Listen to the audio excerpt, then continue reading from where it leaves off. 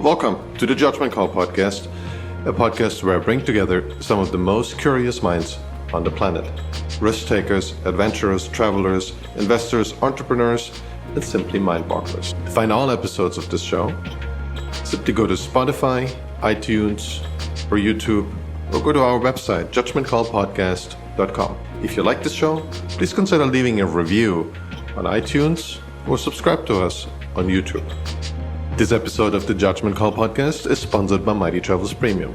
Full disclosure, this is my business. What we do at Mighty Travels Premium is to find the airfare deals that you really want. Thousands of subscribers have saved up to 95% in their airfare. Those include $150 round-trip tickets to Hawaii for many cities in the US, or $600 lie-flat tickets in business class from the US to Asia, or $100 business class lie-flat tickets from Africa round-trip all the way to Asia.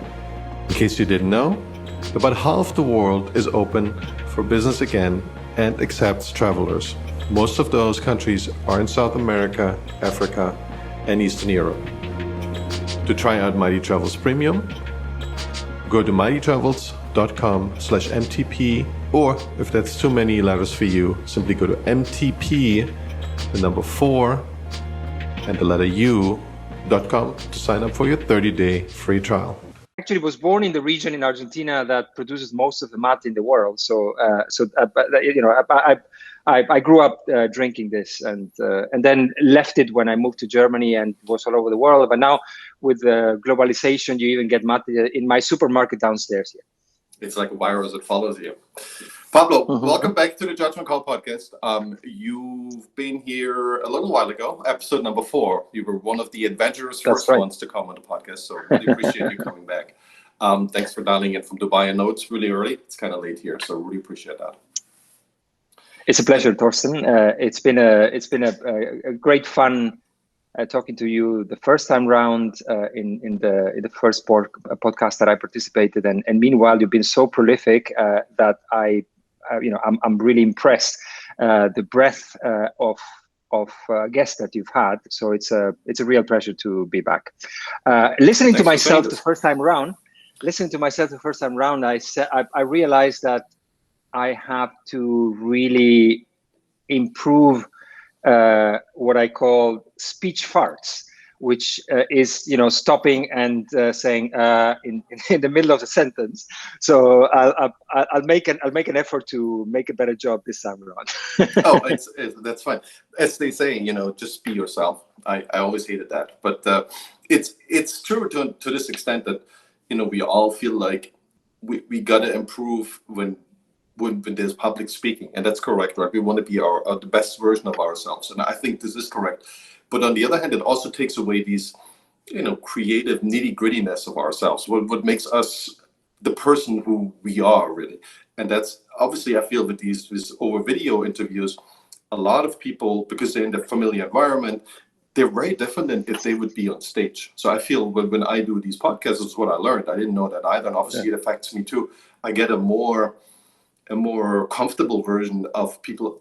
If I would have a real studio, I don't even think I would get the same person at the same interview. It would be much more, artificial maybe.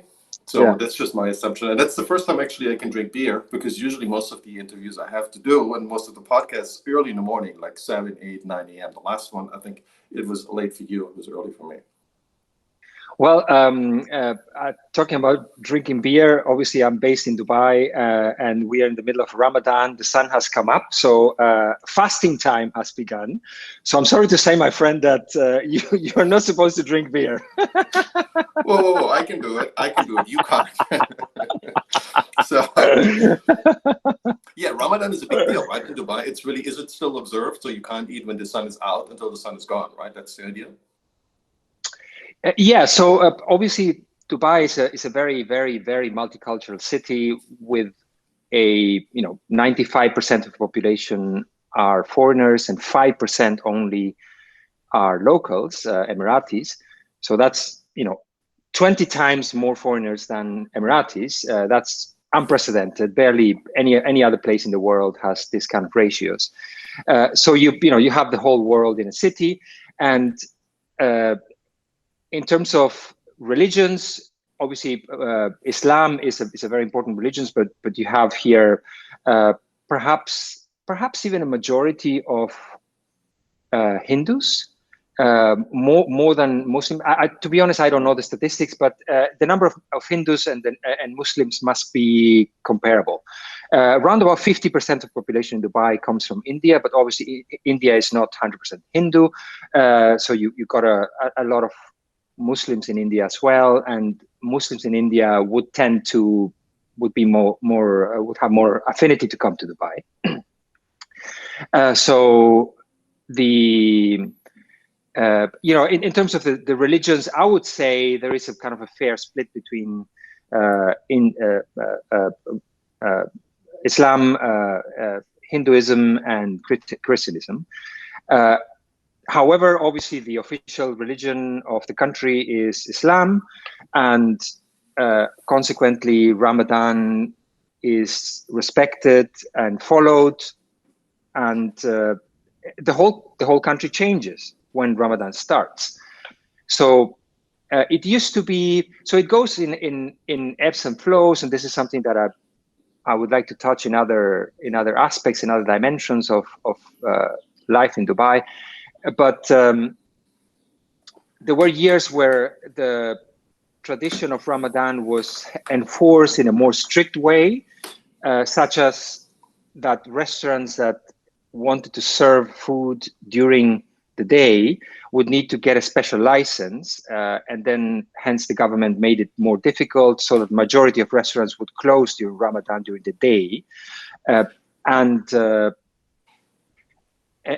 serve at night. So obviously, for those that don't know, Ramadan, you're supposed to fast during the day, fasting both in terms of food and water, so that you don't eat when the sun is out, and then when the sun goes down, you break the fast, what is called iftar, and then the city comes to life. Everybody goes, eats, and then the whole life occurs during the night, basically. And then during the day, you have a kind of a slow pace of everything, of work, working hours are reduced as per labor law, and the whole life changes. This year, I guess because the government is trying to support businesses to ameliorate the impact of COVID, they have said no licenses required. All restaurants are allowed to serve during the whole day, and pretty much all the restrictions that we were used to having before. So even licensed restaurants before would have to have a black curtain in front of it, so that if a Muslim would walk in front of it, would not be tempted by seeing the food being served, right?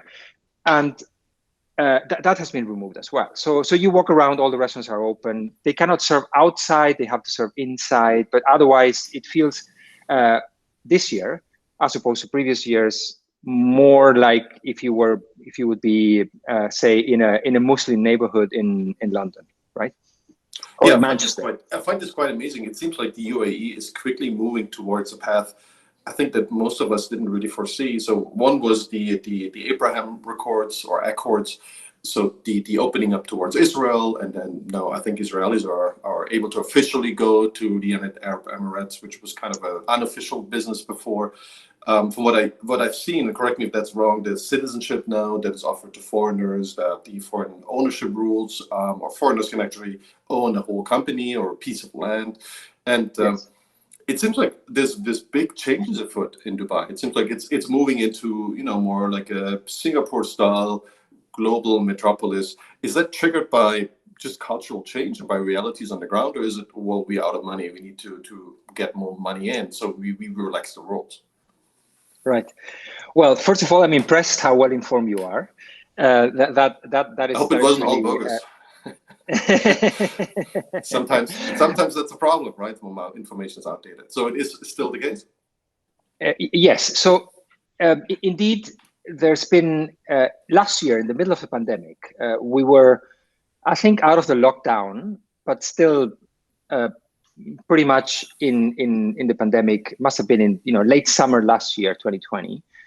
A number of rules of liberalizing many aspects of life here in the UAE, not only in Dubai, in the United Arab Emirates. By the way, the UAE is the union of 7 emirates that came together in 1971. Actually, 6 came in 1971, and another one came a couple of years later. But seven emirates, one of which is Dubai, and the other well-known emirate is Abu Dhabi, where the capital is. They have, because they came together only in 1971 and previously were kind of separate states called trucial states, a protectorate from the UK, from the British Empire, and they retain a lot of independence. So there is a common army, there is a common currency, there are some common laws, but a lot of legislation is done. All the economy, all the business is done at the emirate level. So, for instance, I am a resident of the Emirate of Dubai, have a Dubai visa, and all my rights as a resident are linked to, obviously I can go through to other emirates as well, but all my resident rights are linked to my residence in the Emirate of Dubai. For instance, when it comes to vaccination, we will come to talk about that. My vaccination was linked to, I had the right to get a vaccine in Dubai. I couldn't go to another emirate to get a vaccine because I'm a resident of Dubai. Anyway, the emirates have come together and agreed to liberalize quite a few things which were traditionally seen as odd, so to say, in the international concert of nations. If you come from the West and you come to the UAE 10 years ago or 13 years ago, as I moved here, you would say, this is weird, right? These things include, as you mentioned, the right to own a company as a foreigner that was limited before, where you could only own a minority of a company, up to 49%, and the 51% of the company had to be owned by a local Emirati. Yeah. Now, business thrives here, and there are lots of foreign-owned business which are very, very successful, and they all have operated using a workaround to that rule of 51% ownership by local, whereby the local would the Jura own 51% of the business, but there would be a side agreement whereby 51% of the profits, he wouldn't be entitled to 51% of the profits. He would be entitled to a payment of which is negotiated on a private basis, right? Capitalism always finds a way. It's very hard to stop capitalism. You can try, but it doesn't last very long, right?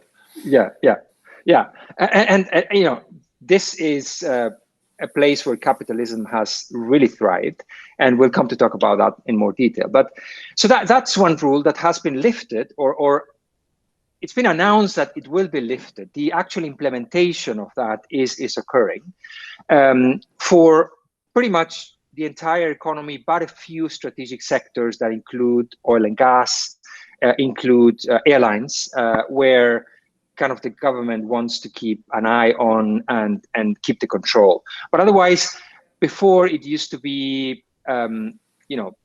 more difficult as a foreigner to own 100% of your company. Meanwhile, over the course of the last 20 years or so, that's one of the reasons why that explains the gigantic boom we've had in Dubai over the last 2 decades. One of the key factors for that has been the opening of so-called free zones, which is a concept whereby the government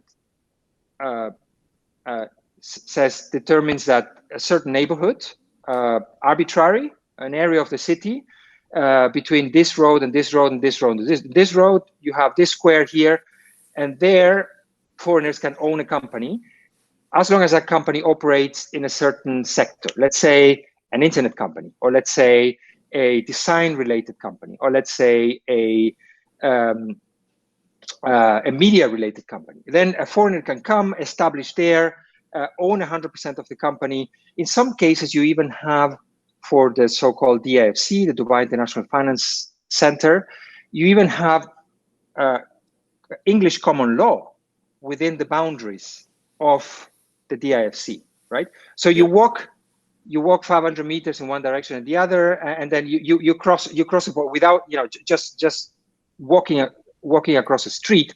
You're walking from you know, Emirati legal system into the British common law system without noticing. This is obviously not for criminal offenses. This is only for commercial law. But you know, companies can based in that DIFC free zone can elect to operate within the British common law system, which is very attractive for many companies. And so that has been established over the course of the last 20 years or so. That has been a great success. And now they basically said, the government has said, well, that has been a success, so let's expand that to the entire country. So they basically, the free zones, with the exception of the strategic sectors, will apply to the entire country. It's almost so that's like, one. Sorry to interrupt, but it's almost like the business in the leadership wants to encourage business. It's not like what we see in California or the New York State, where you have a leadership that does everything in their power to make business possible. That's kind of that's kind of okay with the populace, which is really strange. And I compare this always with the state of Florida in the US. Florida has great leaders, people who are they seem very honest, and they definitely help business as much as they can. And in terms of what regulations they put forth. But the people, that's another story of Florida. Like, it's hard to find someone it's difficult to find a kind of leadership in the common populace of Florida. And I feel in California, for instance, is the opposite. You have a lot of people who are great entrepreneurs, a lot of people who have a lot of business experience, but the populace and the government is completely idiotic. I mean, they when you say the word regulation, it only means they make something that is easy right now just complicated and bureaucratic and useless. And so the word regulation has become, when we think of it in the US, it's terrible and it will make everyone worse off. But it seems like the Emirates is one of the few places in the world, I know this from Germany too, even though it's a very efficient bureaucracy, it kind of just tries to mess with you. It seems like in the Emirates, at least right now, they seem to use regulation to make everyone slightly better off, which is a really rare case.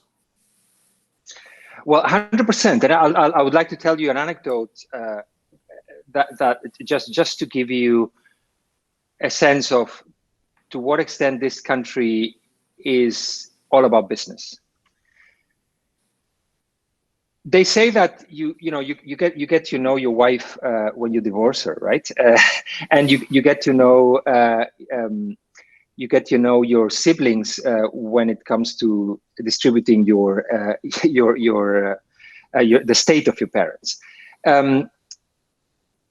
Well, I think that you get to know what a country is about in a time of crisis.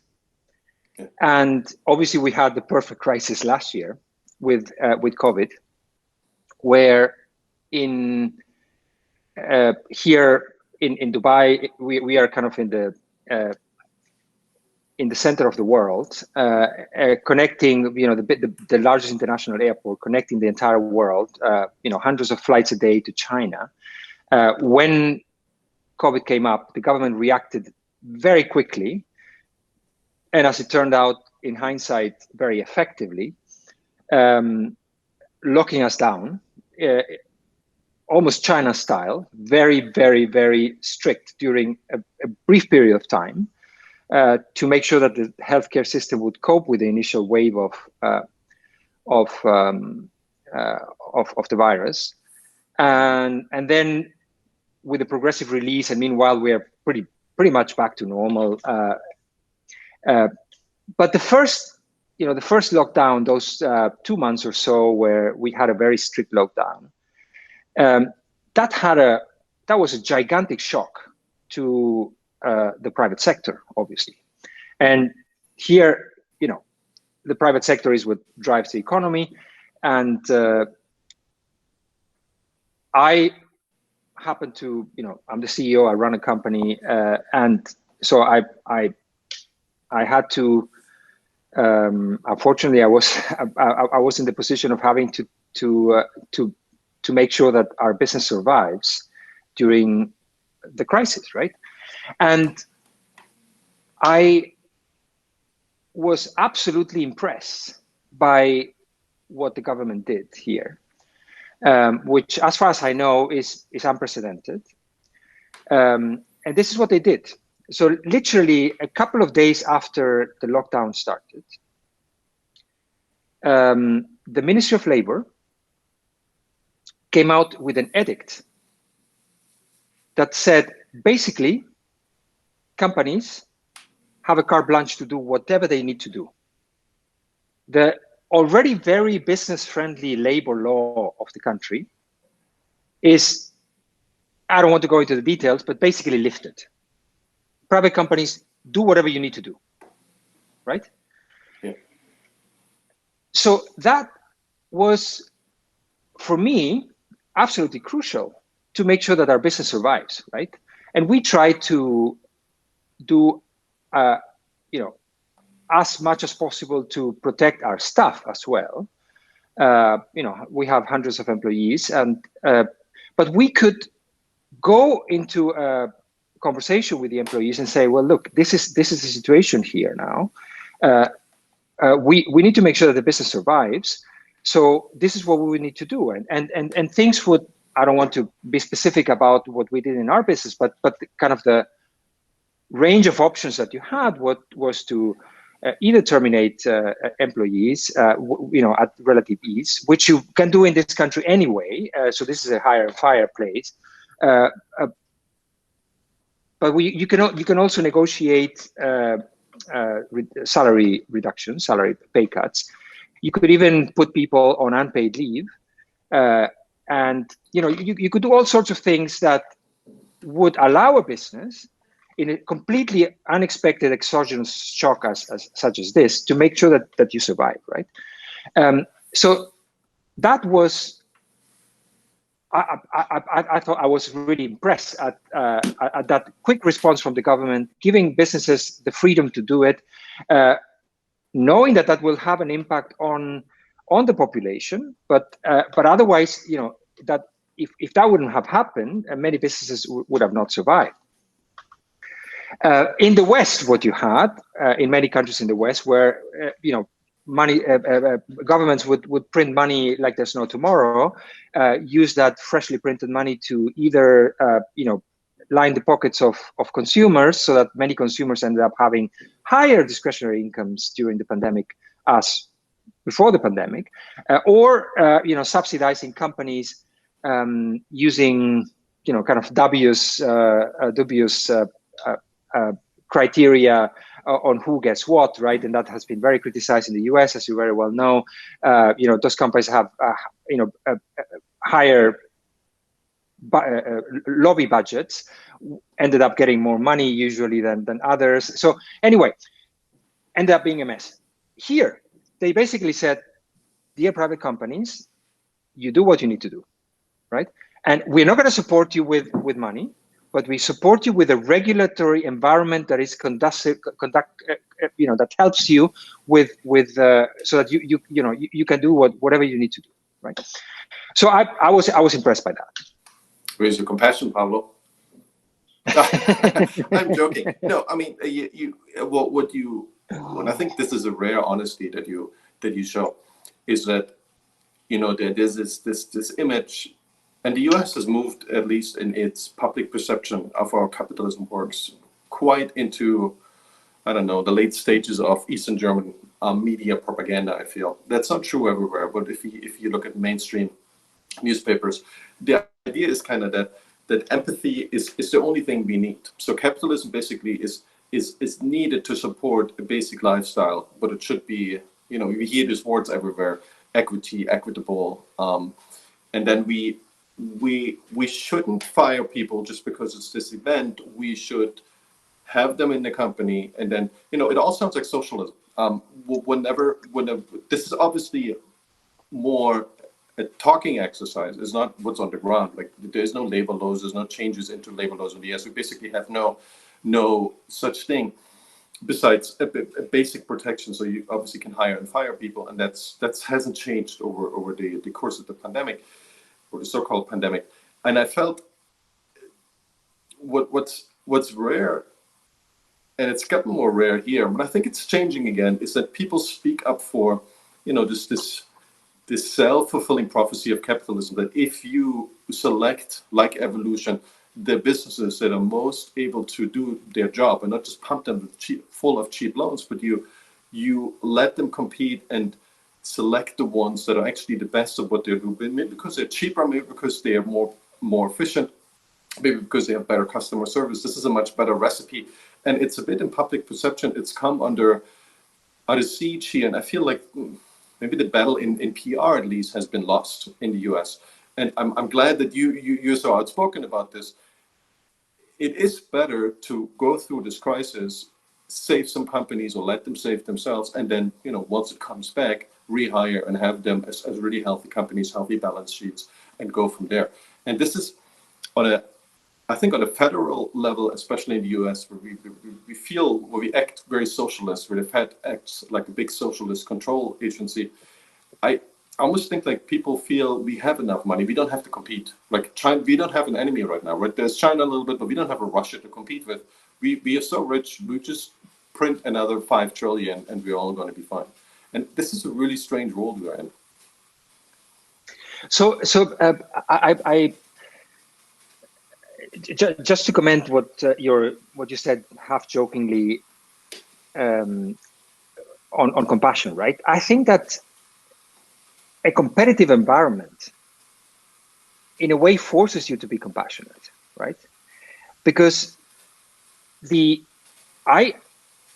running a company, I need to be able to keep my stuff, because there's going to be a world after the pandemic.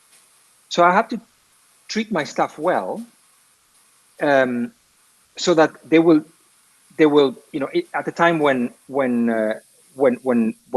the economy comes back, I will have my best staff out, and they won't be leaving to another company because they felt that they were not treated fairly, right?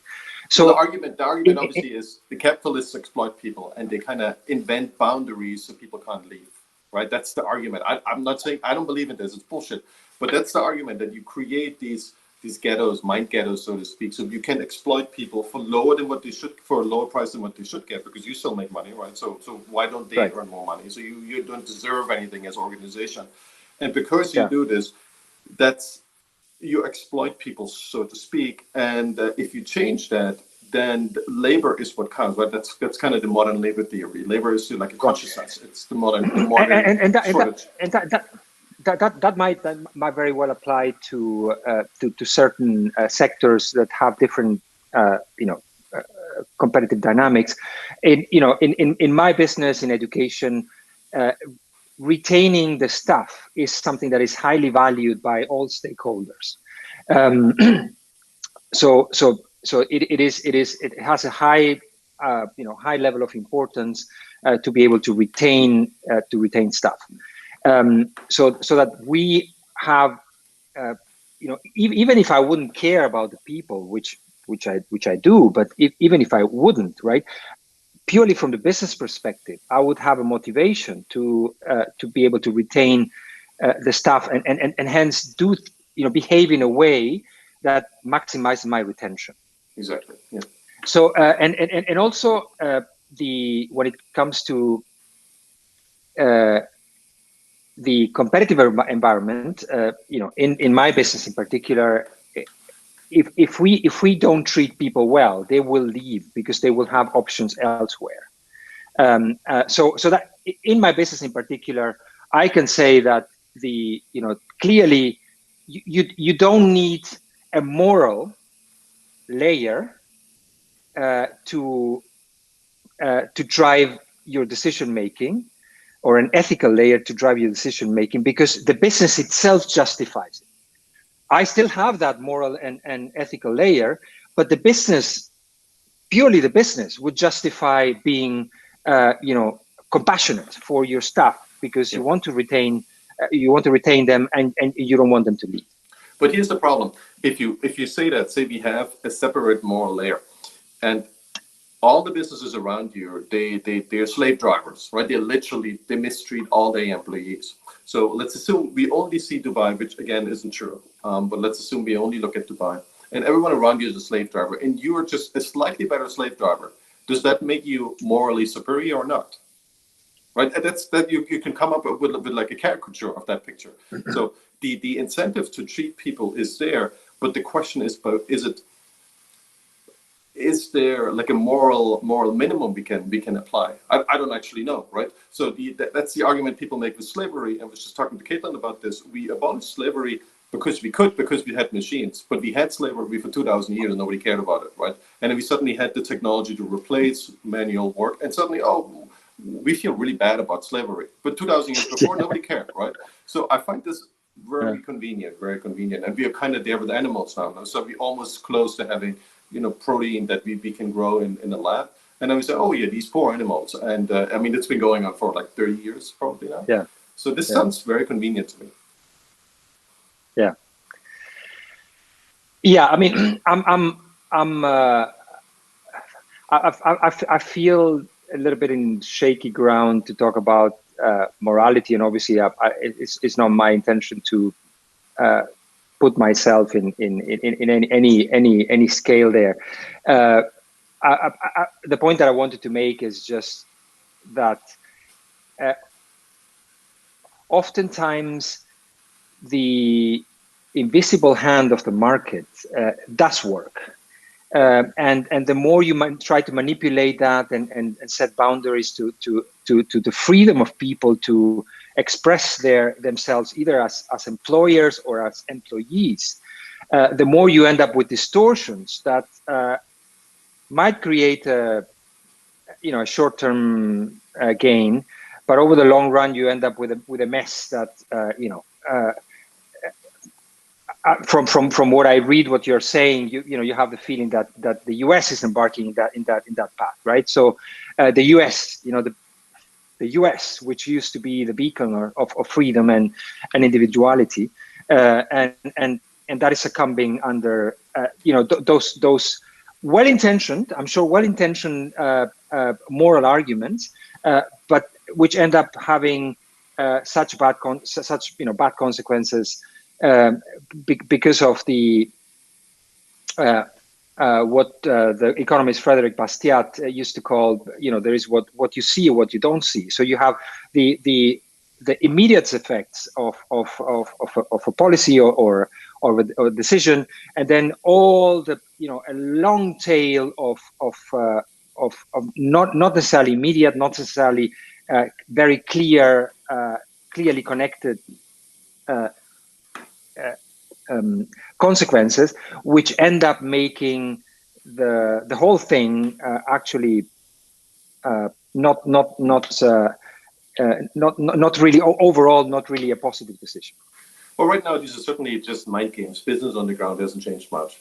There's obviously a tech economy that runs slightly different, but they're monopolies and they can kind of do whatever they want, right? They can just redefine business, but it's in their small sector. Once they're not a monopoly anymore, they're being taken by the invisible hand again, so to speak. But it's definitely something that is stretching that format of capitalism of John Locke and Adam Smith that we used to. Maybe it wasn't so outspoken, and that's also my question with Dubai.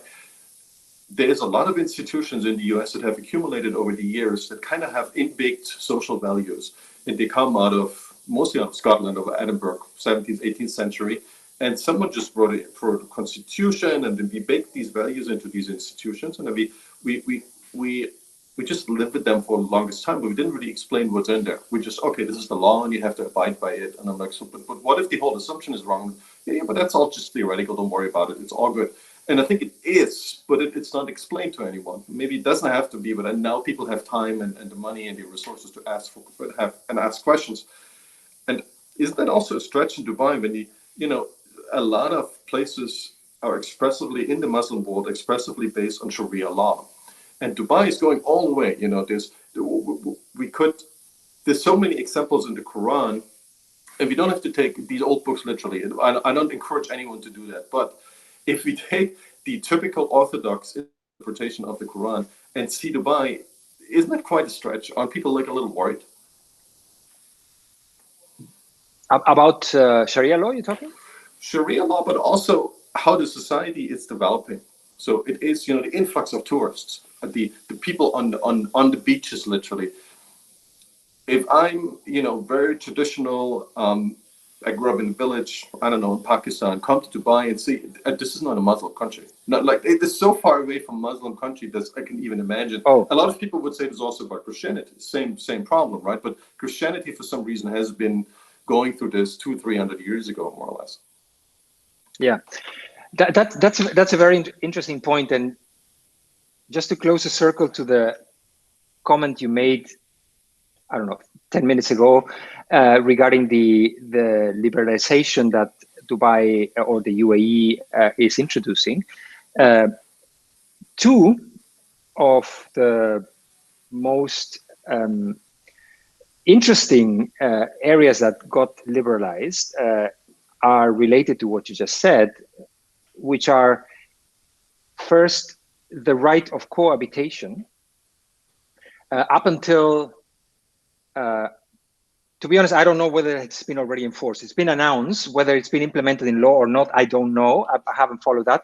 But it's been announced last year that for the first time, cohabitation will be allowed, which means that, up until then, or perhaps now, whenever the law is implemented, it was not allowed for unmarried couples to live in the same accommodation, and that was an offense, right? So the police could knock on your door at midnight and find out that you were together with a woman that is not your wife, and that would be a legal offense. That will be allowed going forward. So that's one. Second, it doesn't sound so liberal.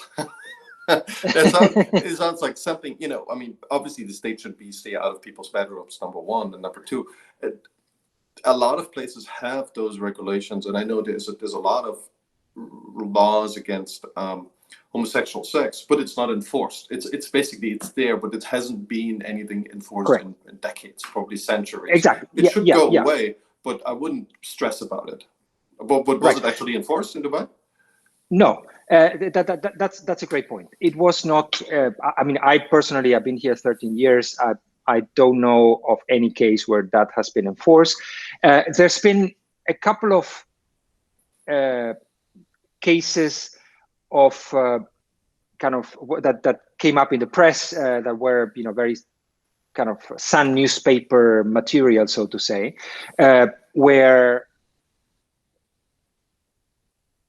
say a husband was cheating on his wife. Wife found out. She followed him, saw that he was getting into a hotel or somewhere with another woman, called the police. Police went there. Who's this woman? Both ended up in jail, right? You had these cases. It has not been enforced unless there is somebody that kind of triggered the whole thing, right?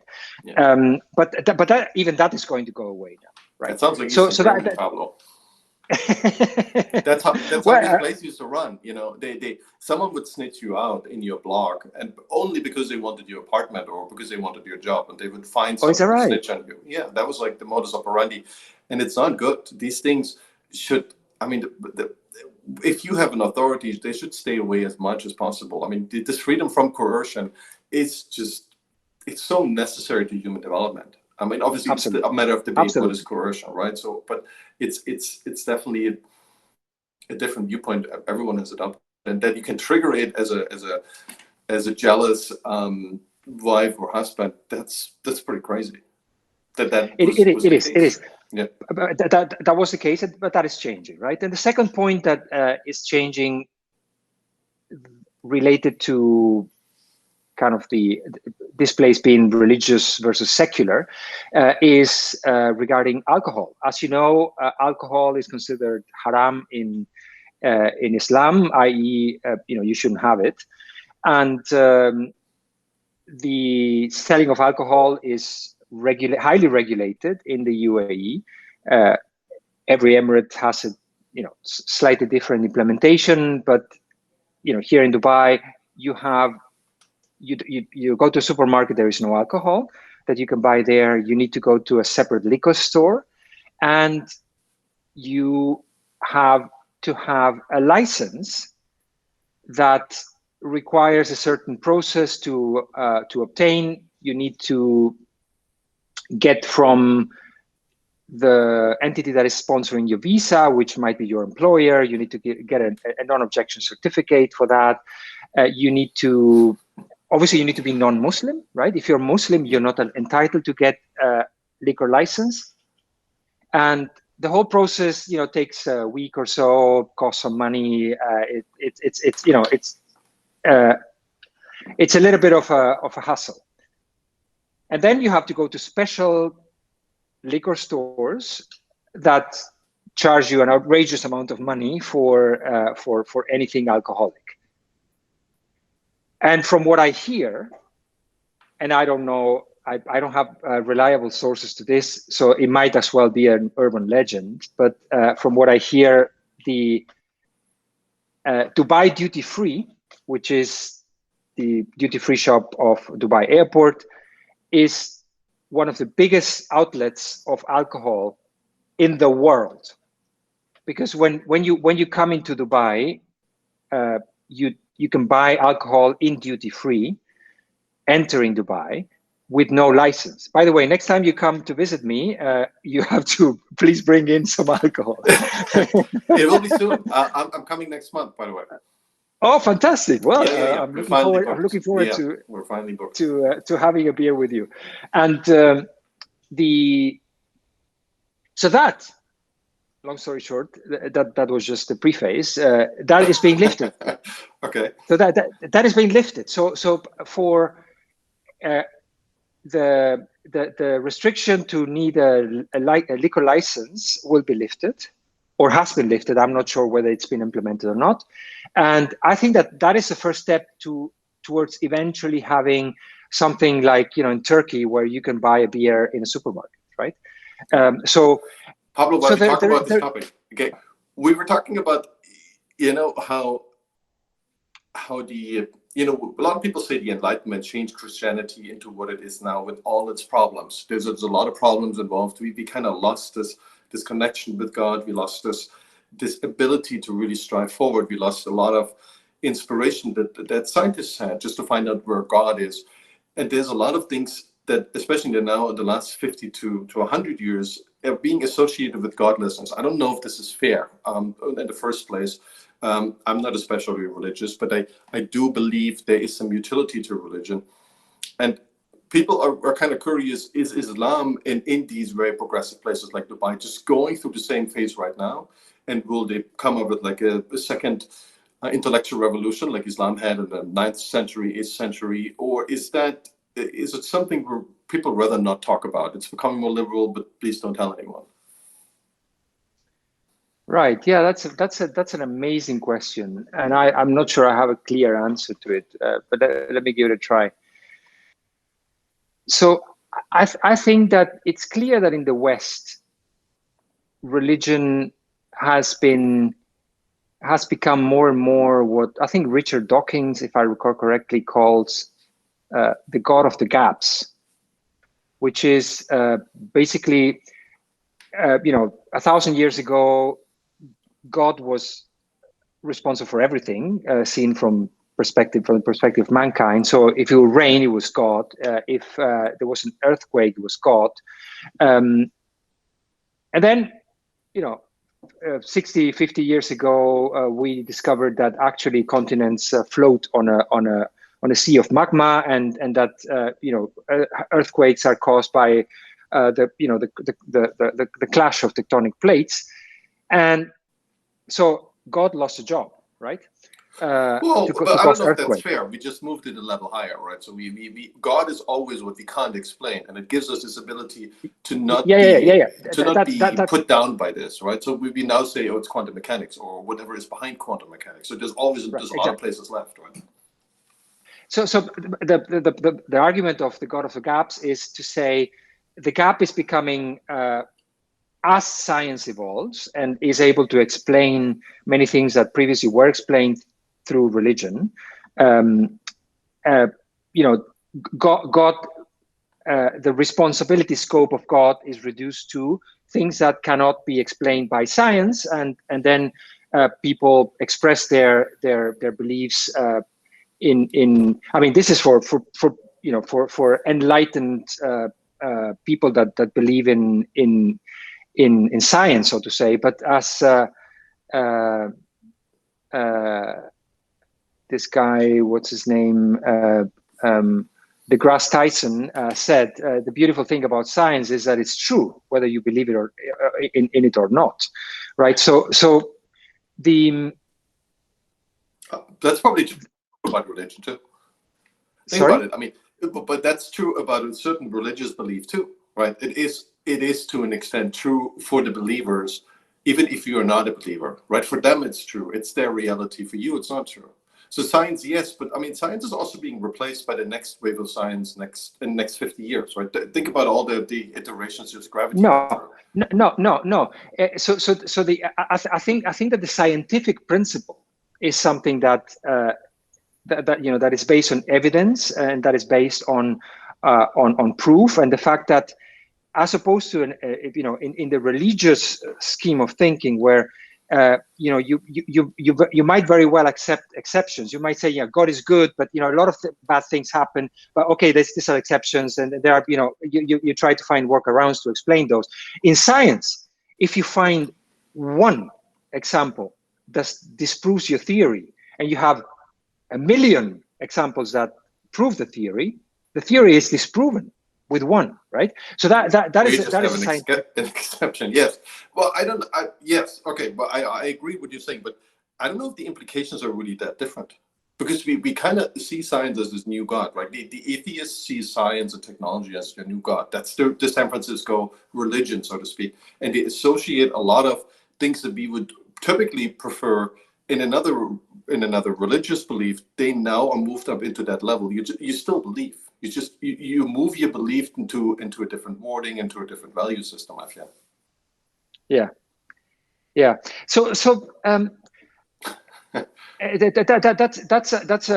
that's a big rabbit hole. But just to close the loop yes. Sorry. On the point you said initially regarding the Islam and the way that religion is part of life here, and how it how the UAE or Dubai specifically is dealing with that tension between modernism and religion, right? Yeah. So I think that clearly this is a place, as we said at the beginning, that is driven by business and has a very strong ambition to become a hub for science.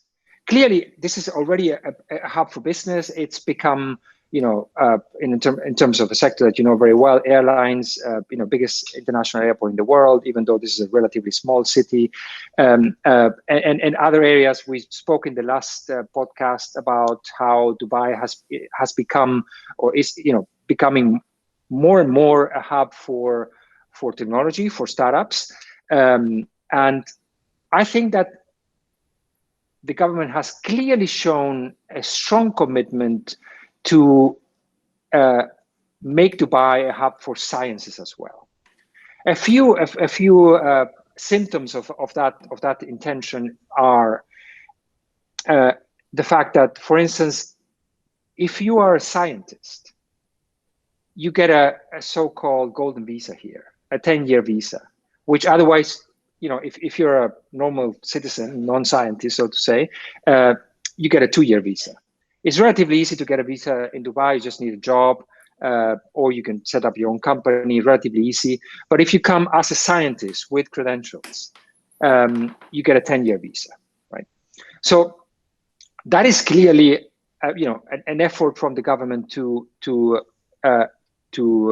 incentivize the development of the sciences here. Also, the whole thing, another example that comes to my head is the whole handling of the pandemic, right, has been clearly science-driven, clearly. So the scientific method has been applied. Clearly, our leadership has looked at what works and what doesn't work, and they have implemented whatever works in other places. Boom, and let's do it, right? That's a very, I want to talk about the vaccine, but it's believing the science is something that has become a character in the US. I don't know if you ever followed that, but believe the science means we do everything that isn't science, and then we pretend it's science. That's what it means here. It obviously hasn't been really enforced, but that's kind of what it means by now, which is ridiculous. Yeah, yeah. Well, so I mean, I find it kind of amusing. And by the way, I'm going to the US next week, so I'm gonna see it with my own eyes. But which place are you going to? Which state? My son is graduating in Pennsylvania, so I'm going to go to the East Coast, fly to JFK, and then attending the graduation in Pennsylvania. And I'm amused by all this discussion about that, all this politicization of wearing masks, as if wearing masks would curtail the individual freedom. It does. It does. Sorry? It fully does. Now, the argument you can make, is it worth it? And is this invasion of privacy, is one of the strongest invasions of privacy in 200 years. Is it worth it? And I'm probably with you, it is.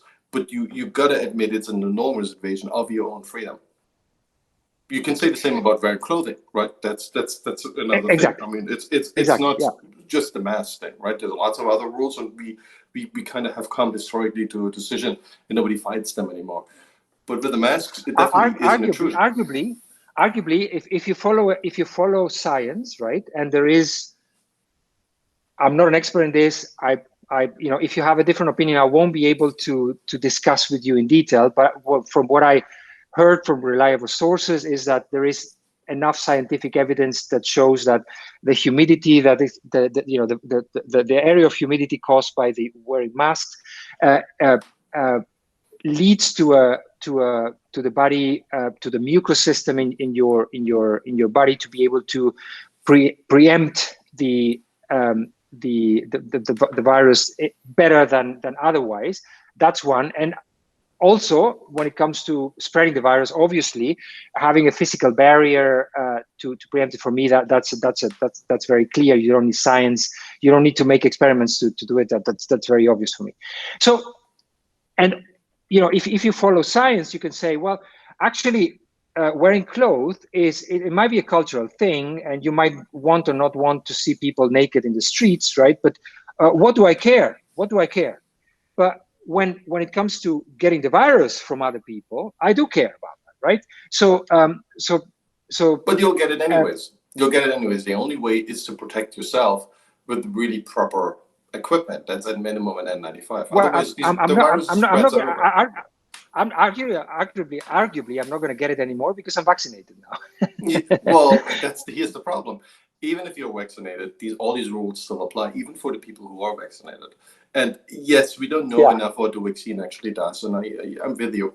But the argument that this is not a huge invasion of our personal rights, I don't buy this. Now, is it worth it? I'm probably with you. It is worth it because it's a relative small nuisance, and it can protect a lot of people. Does it protect people a lot? It's not my experience. In my experience, it seems to be, and there was just a study coming out today, it really doesn't matter how far away you are from people, you sooner or later get this thing, and it kind of rolls through the population. And fortunately, we didn't know this in March, right? In March, it seemed like we get ones and then half the population dies. And it didn't happen that way, which is really fortunate. It could have been that way, right? We could have been just half of the population would have been dead by now. That absolutely is possible. But I don't think wearing masks made any difference. It will make any difference. It just slows it down a little bit, but it still rolls through the population. You can't do much about it. I wish you could. So the good thing about this discussion is that the country, the UAE here, made the call that wearing masks is a trade-off worth making. Yep. And they said, you have to wear masks, and if you don't, you'll face consequences. And the consequences are, huge fines, and potentially further, you might end up even in jail for not wearing a mask. No, I'm not so sure I want to come to the UAE. Well, the thing is, it becomes second nature, right? So whilst initially you would go out of your house and 2 minutes later realize when you see other people that you're not wearing masks, you have to go back, get your mask. Over time, it becomes second nature.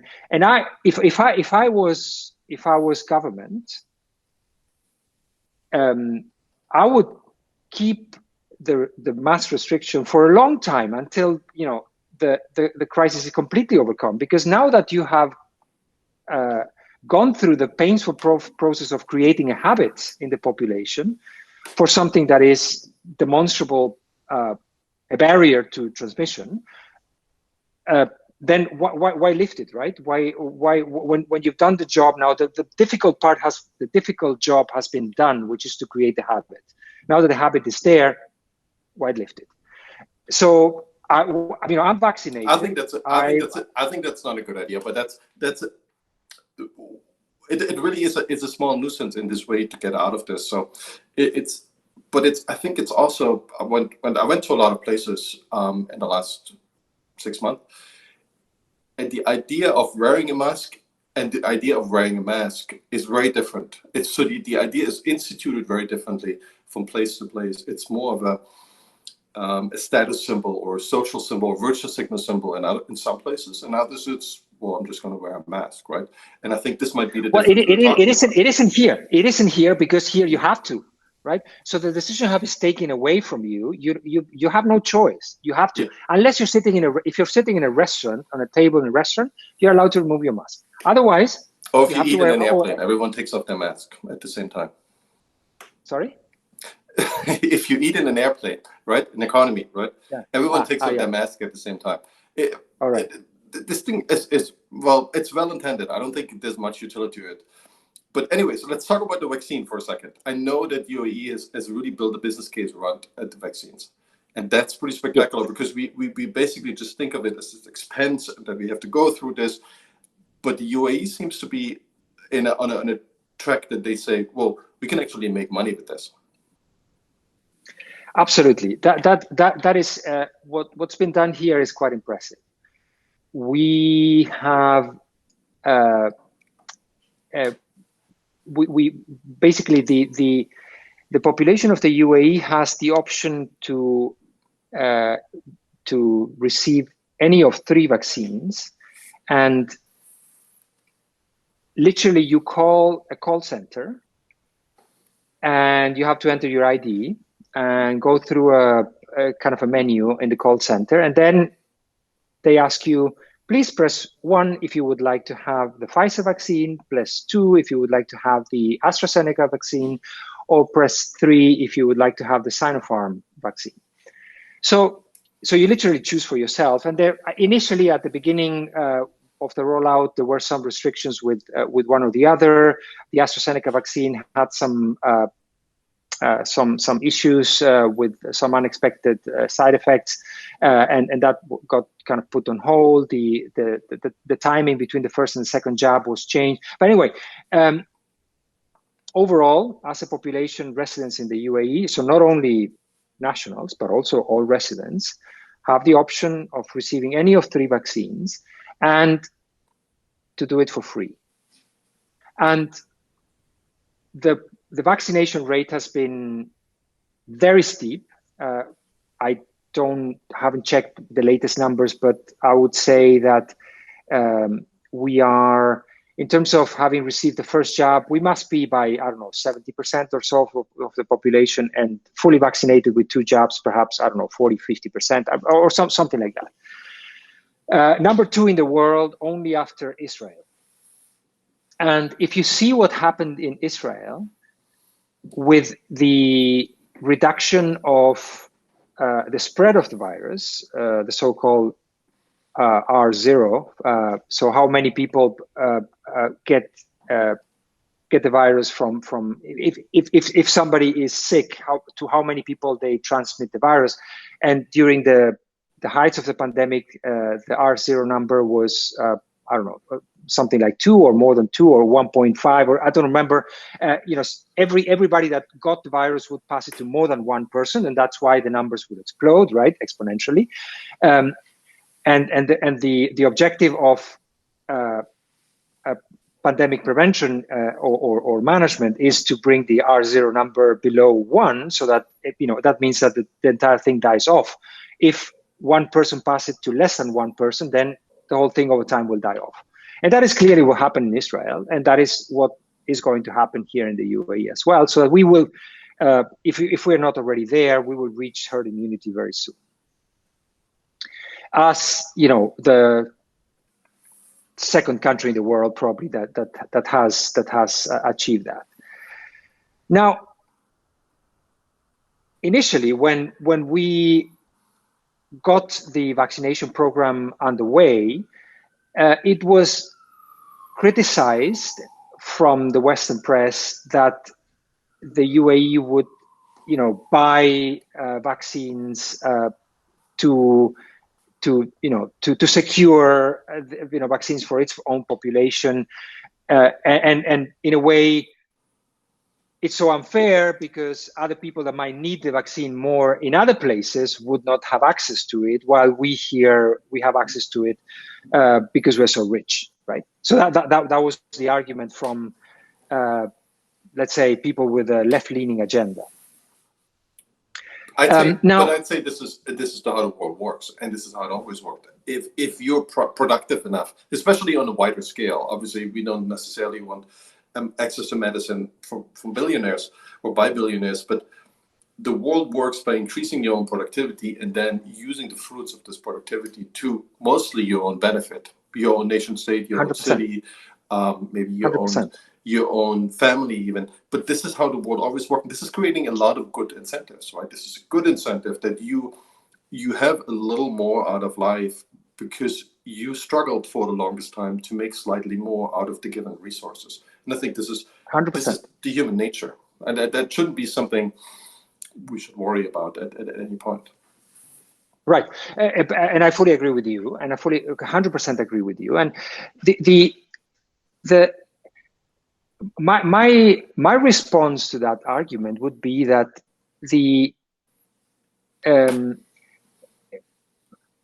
first of all, as you very well said, right, if you have the means, not doing it would be crazy, right? But it goes beyond that, in my perspective. For me, the decision that the country made, that the leadership of our country made, to have a very, very aggressive vaccination campaign, was a very, very business-driven decision, an economic decision, if you will. So if you run the numbers from public information that I gather, the vaccines cost between a couple of dollars to $20 or so per dose, and the most expensive being the Pfizer vaccine, which we also have here. Even if you take that high cost, right, of $20 per jab, you need 2 of those, so it's $40, and then the UAE has a population of around about 10 million, a little bit less, inhabitants. So you need basically $400 million.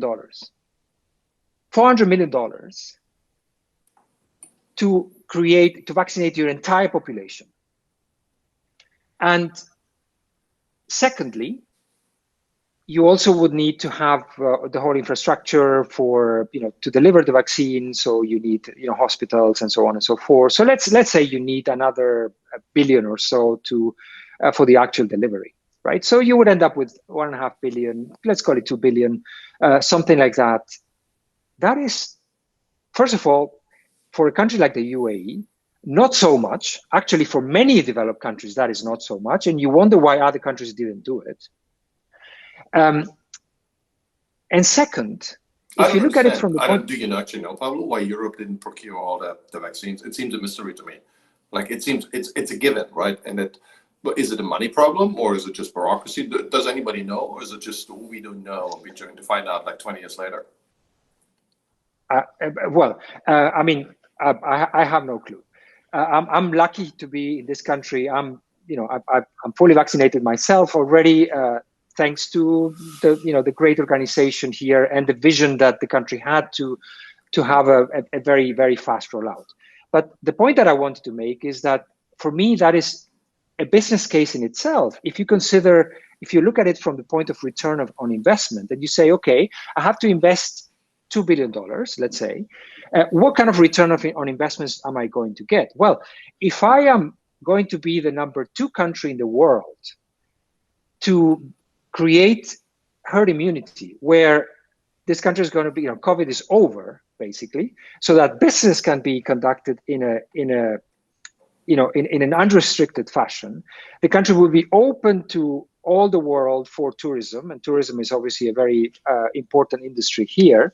And by the way, we have the Expo 2020, which was supposed to happen in 2020, but it's now 2021, starting in October 2021 until April 2022, which is going to be the greatest show in the world, as the ads say, and I'm sure it will be. And you want to be able to offer to the whole world a safe environment, right? So what is going to be the return on your investment of $2 billion for an entire country that's going to be able to operate its economy in a normal way, unrestricted, and is going to be able to welcome the world for the greatest show in the world for 6 months, right?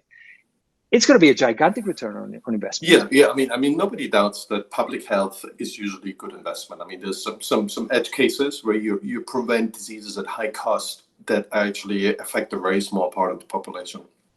But I think vaccines in general, if you can make them available, and they're incredibly cheap. I don't even know why they're so cheap. Think about all these, the medication, the drugs that we produce and the prescription drugs, they're really, really not cheap, right? And I don't even know, maybe it's the liabilities because you are not liable for any harm that you do with the vaccine. Maybe that makes such a big difference. I don't actually know, but they seem incredibly cheap. Not investing in vaccines seems foolish. I mean, it's what, $200 per person, $500 per person. It's a joke, right? Given what it could do to bring economic activity back, everyone should do it.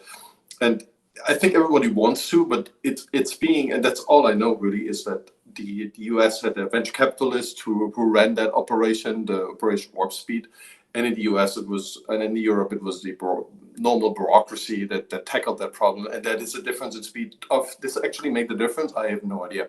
And it is, I think it's so simple for the very small amount of money to heal all the economic malaise we are in. So it seems very, very obvious that should be the priority of our government. Maybe that speaks to that point that governments all around the planet are basically useless. They're just making the life of their citizens worse. This seems to be surprisingly better in a few select countries. And I mean, Dubai is more city than a country, I would say, and probably all United Arab Emirates. They seem to have figured out a way to make things better and not fall into this trap. And I think where we are right now in the US, we have this whole side of libertarians, basically they suggest an anarcho-capitalism. So it's kind of the idea of we now have adopted Bitcoin as our currency. We just abandoned the dollar. The dollar has its problems. Is it fixable? Absolutely. Do we have to go to Bitcoin? It's a little ridiculous. And because we can't even run transactions on Bitcoin less than 15 minutes, it takes forever. I mean, there's a lot of problems with Bitcoin, maybe not generally with cryptocurrency, but there's like, they go so far as to say, well, we don't want to talk to anyone anymore because we can't convince these people. We want to just stay in our safe zones and in our bubbles. We don't want to build infrastructure anymore because we don't really need it, right?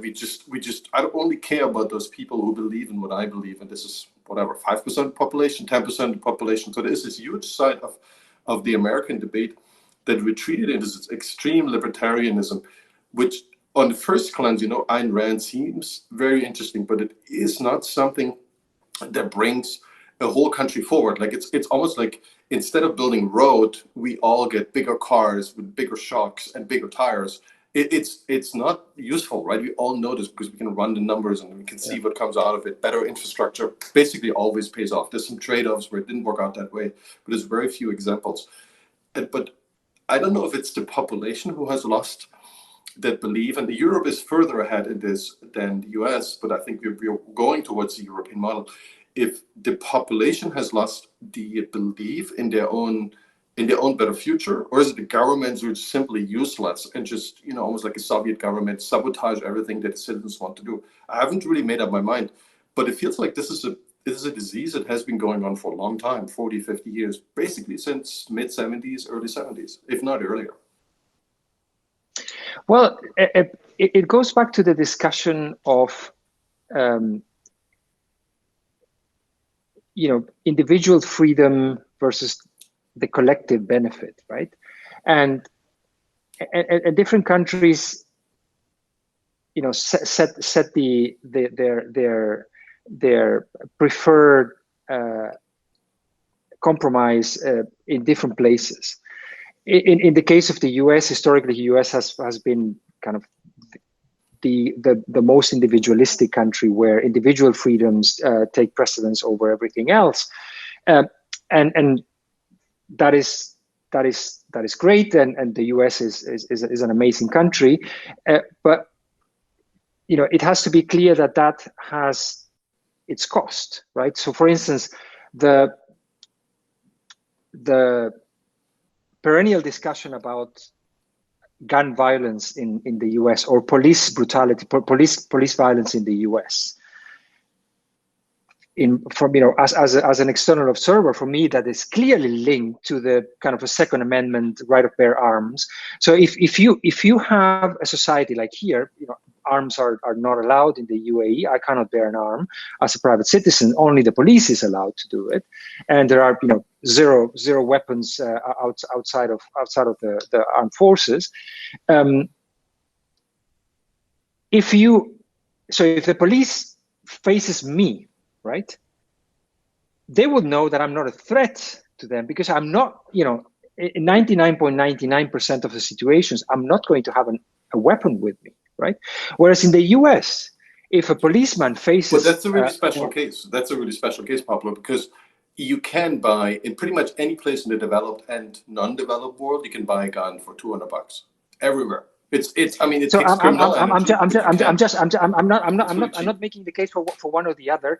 I'm just trying to make the point of the cost that has to be paid for individual freedom. But everyone can have a gun anyways. That's what I'm trying to say. Like, irrespective if you allow it or not, everyone can have a gun. It doesn't matter if you say there's a Second Amendment or not. You can literally for $200, you can buy a gun anywhere you are. Dubai is a special place because it is very well regulated and actually enforced. But generally, the cost of a gun is really, really low. Well, I mean, I don't know about gun laws in all over the world, but from what I gather, places like Australia, in Western Europe in general, you have, gun ownership is highly regulated. So while it can be, you can buy a gun, you have to go through a lot of hurdles to be able to do it, right? So that illegally, illegally you can buy this gun. I'm not saying you're breaking the law by buying a gun, but in black markets, it's available. That's usually the price point. It's available anywhere you go on the planet. Yeah, you're breaking the law, and that's an offense. It can get you into prison by itself without using it, just buying it, right? So there is a risk to it, but it's readily available if you are on that side, on the criminal side, so to speak, anywhere on the planet. Right. Okay, that's a good point. I guess that applies to everything, right? So if you're outside the boundaries of the law, then many things don't apply, right? So the point that I was trying to make is that because in the US you have more weapons than people, and I believe that's the only case the only country in the whole world where that is the case. For me, that has direct consequences. Switzerland, I think, I have the same ratio. Oh, is that right? Okay. But that means that if I'm a policeman in the US and have to assume that every suspect that I have in front of me there's a high probability that that person would be carrying a weapon, right? Then the precautions that I would have to take are completely different, and in an entirely different league than the precautions I would have to take if I'm, say, in Dubai, where I might still be the 1 in a million illegal person carrying a gun, but most likely it's not going to be the case, right? So that has clear consequences on the relationship between the law enforcement and the population, right? Yeah, for sure. But I think you're looking at it. This isn't the problem, I feel. The problem that we have in the US is we have a huge rate of more violent crime than you would expect the level of income. So if you say the level of income is a factor for development, it's maybe not the best proxy, but we can make that argument. Compared to most other places on the planet, not all, but many, in that league, we have way more violent crime. I don't think this is because of guns. But guns play a role. I'm with you, and the availability of guns also plays a role. So it is a difference if you buy it legally or not. So it's a level of risk you have to go through, right? I give you that point, but I think there's more to it. We have this huge. We would still have, even if the Second Amendment goes away tomorrow and all the guns go away. Let's just assume this. We would still have this higher, elevated level of violence. There's something else going on. That's obviously ripe for speculation. Right. Yeah. So, but we diverted. I didn't want to go into a full-blown discussion on Second Amendment, but and I wanted to talk about Islam. See, yeah, you moved the topic. That's okay. That's great. So the point was that the point that you started was the value of having a regulated environment that is directed towards the common good, as opposed to an environment that is where the individual freedom takes precedence over everything, right? So that was the point the direction that you wanted to go into, and clearly Dubai is an example of in terms of the economy, right? I have a certain sympathy for the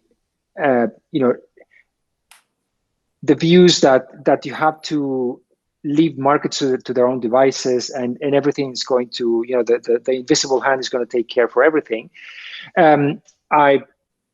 I have, personally, philosophically, I sympathize with that worldview. However, living in a place that has a free economy, but at the same time a very regulated economic environment, or life in general, I have to say that it is clear that Dubai can be seen as a positive example of what positive regulation can achieve. And let me give you the one example. Could you teach this to more places, please? How? Yeah. I fully agree. I fully agree. And it's, I wanted to ask you this question, and I know we might be able to combine this with what you just were about to say. I was asking Jim Rogers, and I was asking him, so where is this place we should invest in? So what is, by his own measures, obviously a place that has maybe been through a crisis, but it's coming out with the right concept and has the right catalyst. And for him, as a personal experience, not just necessarily as an investment, this was Asia, this was Singapore, this was the place where he wants to be. He wants to be in Asia because for him, he said, it used to be London 200 years ago, 100 years ago, it was New York City. And now it's Asia, Singapore, or maybe Shanghai, if we had a little more freedom, maybe. Do you feel for the next 100 years, Dubai is that place because it found that model and it has this magic, whatever that is? Sometimes hard to describe what that magic really is. I do, actually. I think that, assuming that there is no change in the government philosophy, so to say. And that is obviously a wild card because we are in an absolute monarchy here.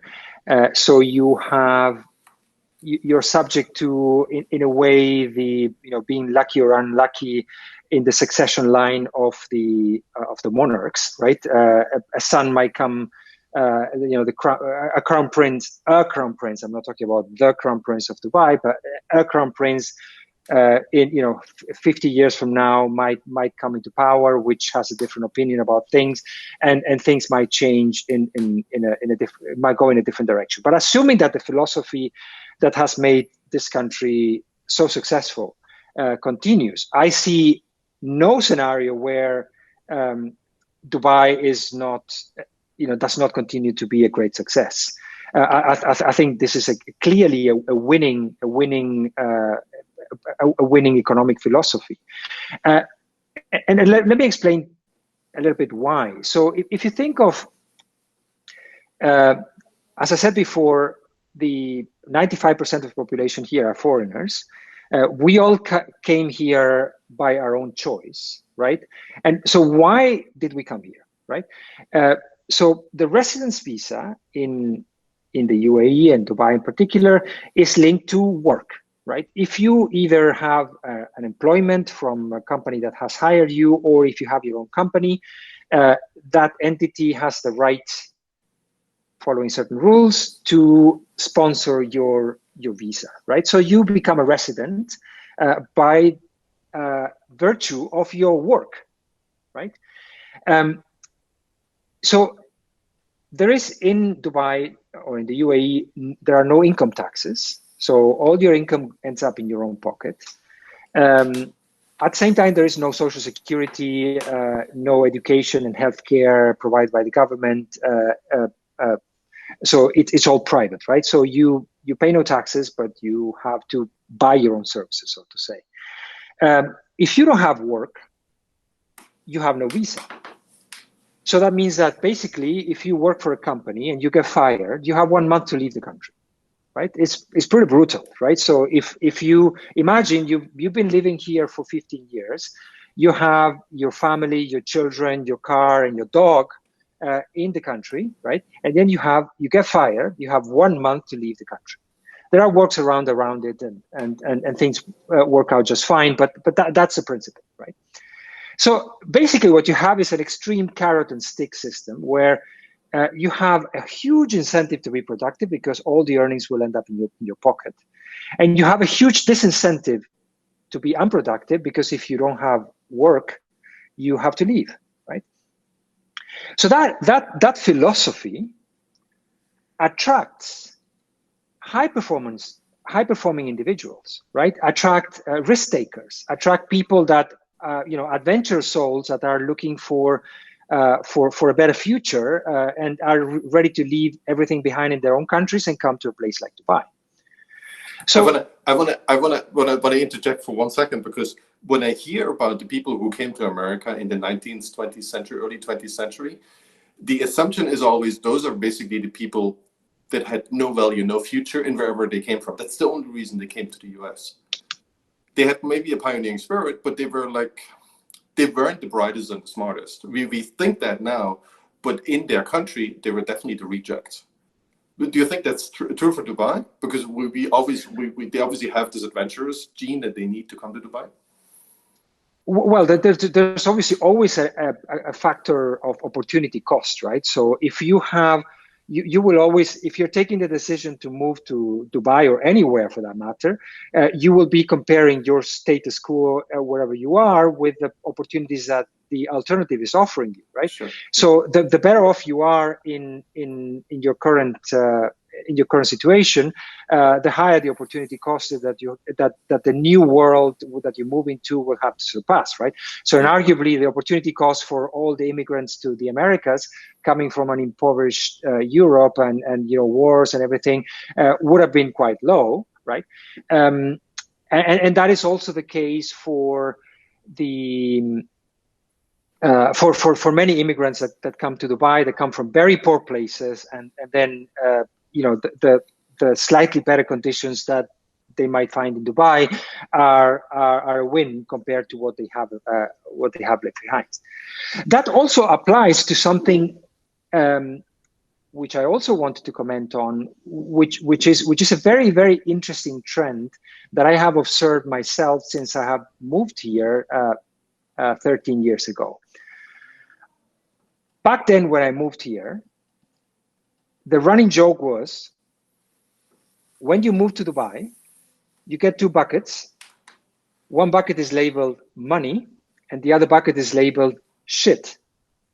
And you stay in Dubai, and you put the money that you make in the one bucket, and you put all the shit that you have to bear with in the other bucket. And as soon as one of the buckets is full, you leave. Okay. So that was a running joke, right? And so that to express the fact that Dubai was a very transient city, that people would just come here to make money and leave whenever they made enough money, or whenever they were sick and tired of all the shit that they have to bear. Now that has changed. That has changed significantly, and I have seen it myself. And I have seen it in particular in the Muslim diaspora and Arab diaspora. As you know, there is a big diaspora in, say, the US, UK, Europe, Muslims and Arabs that have a British passport, Canadian passport, American passport, to a lesser extent, other European nations as well. French, obviously. Now, after 9/11, being a Muslim or an Arab in the West has become less of an attractive proposition. There's all sorts of issues with that, and you know what I'm talking about. At the same time, Dubai became a world-class city, a place where you have all the advantages of living in a very developed place, arguably more than in many places in the West. And so what I have seen myself is that 13 years ago, acquaintances of mine would move from London or from the US or from France to Dubai, Muslims or Arabs, with the idea of staying here for 2, 3, 4, 5 years. 13 years hence, they're still here. And they see themselves as, staying here, because this has become their country, because their place, their home, right? Because you, as a Muslim or as an Arab, you're not in a minority or in a significant minority. The country is very friendly to all religions, very open to the whole world, and you have everything that you had back home in London or in New York, or so basically you get the best of both worlds here, right? And that has created a culture where people don't come and go as much as before. Granted, this is still a transient place, but you have much more people. I have plenty of friends which have been here for more than a decade, and that they see themselves staying here forever, basically. So this has become a significant trend on the back of that cost of opportunity that we spoke before, right? What am I leaving behind, and what am I finding in Dubai? Yeah, it sounds like the only thing missing is that you're going to run for public office in Dubai. You seem quite a disciple. When are you announcing this? Are you thinking about that? One of the beauties about living in the UAE is that there is no public office to talk about. Even on a local level. I thought you must have a mayor. Who's the mayor of Dubai? No, we have the ruler of Dubai, which is His Highness Sheikh Mohammed bin Rashid, which is also the Vice President of the UAE. So you don't elect anyone, even like the school board or like local functions. I don't know. But yeah, I mean, like a neighborhood district supervisor. I don't know. No. So everything is the it's an absolute monarchy, so everything that is related to government would be within the realm of the ruler. And then, in the private sector, obviously, when it comes to schools, you would have governing boards for schools, which are determined by the private companies that run the schools, right? But otherwise, no. But yes, indeed, I've been 13 years here. I love it here. It's a great place to live, and while I could see myself living elsewhere as well, but I'm here by choice, right? This is a place that I think has a great lifestyle, a great compromise. There's no perfect place in the world, right? We want to see your ankles, Pablo. So we want to make sure you don't have an ankle monitor, and you have to say very positive things about Dubai. No, I mean, no, we believe you. We believe you. You're very passionate about that, and that's amazing, because I know you've been to a bunch of places, and it sounds like this is your home, right? This is the place that you found for yourself. Yeah, well, so you could also say that I am clearly a glass half full person, and living everywhere, I would try to find positives to be happy, right? Because it doesn't pay on the long run. Clearly. The future is for the optimist, right? And I'm an optimist. So wherever I live, I would find positive things. But once again, I'm here by choice. I could live basically. I'm happy to say that I've reached a stage in my life where I could live everywhere I wanted. Assuming that I am allowed to go living in that country. But I'm here by choice. This is the place where I see. We'd hope so. We'd hope so. Yes, yes. I mean, a lot of people would say that the place where you are is less of an importance. So we've cloudified ourselves, right? So this is kind of what we are talking through this video interview, and a lot of things that happened with COVID, but even preceding COVID, we had the chance to take these wild dreams of the late 90s. We put them into place, and we cloudified ourselves. So right now we can, even if we're on a physical place where we're maybe not so happy, you seem to be very happy about it, but it doesn't really matter anymore, because if we go, and I notice myself, if I go to a different place, yes, maybe 2 or 3 hours of the day will be different, but the rest is exactly the same. I stare at the same screen, I drink the same kind of drink, I do the exact same thing at the same local hours. So there is a little bit of difference left, and I talk in the same language, but even if it's slightly different language, it would be the same thing that I would voice. I almost feel like even beyond countries, in the US, it's always been true that you can move easily between states, but you can move to so many different places now. And yes, you can find slight differences if you're on the hunt for this. It's absolutely possible. But if you go slightly backwards and say, well, I want to be in a similar environment, digital nomad is my idea, working for the next 40 years, it doesn't really matter where you are that much anymore. Yeah, well, I mean, I clearly get stimulated by the environment where I am, and I like, cultural diversity. I like the fact that, I walk down from my apartment to, walk around the area where I live, and I would have, 20 restaurants in walking distance from my home, and you would be surrounded by people. You would walk past the tables, and you would hear 10 languages in a short walk, right? You would see all sorts of ethnicities.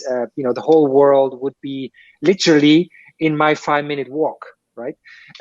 So that is something that I find very stimulating, and I like to find people that have, and to be able to interact with people all day and every day that have completely different cultural backgrounds than my own, and I find that very, very, very stimulating, right? So that is something that obviously one of the reasons why I am here, and that you find to a lesser extent when you travel when you travel in different places, you find those different cultural environments, but they're more monolithic, right? Within, so let's say you travel to I don't know, Georgia, right? You go to Georgia, and then in Georgia, obviously you find great histories about Georgian people, but mostly you there's you mostly deal with Russians Georgian. in summer. There's mostly Russians and Ukrainians in summer. All right. At least in Batumi, right? So it's maybe a bad example, but say you, I was assuming you would make that example of Ethiopia, where literally everyone is just, in Ethiopia, everyone thinks Ethiopia is the spiritual capital of the world, and the rest of the world is just, it's in erroneous ways, right? It's very strange. It's kind of like China has a similarity to this, but they all feel like they have the truth in their hands, and finally you go there to see the truth. Now, it's a fantastic country, but that's a little much, right? That's a very communist idea, right? They've been shielded from anything else for the longest time, and now they're just coming out of this. I should have mentioned my home country, Argentina, as an example of that. Where that is also very monolithic. You don't have many foreigners, even though Argentina was built by foreigners. But meanwhile. So when I went to school in Argentina, all my schoolmates in my primary school, in my secondary school, and in my university, everybody was Argentinian, right?